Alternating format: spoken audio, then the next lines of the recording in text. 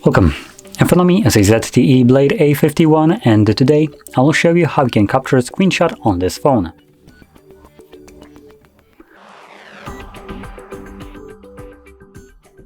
So, to get started, you want to open up content that you wish to capture. I'll be using home screen as an example for this, so it's already open and visible on my screen. From there, hold your power button and volume down at the same time. You'll have the sound along with a pop-up, gives you share and edit options, and after a moment it will disappear. There we go.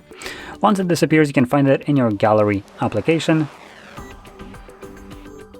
So it will be visible under photos. So you can see it right here. That's the screenshot that I have captured.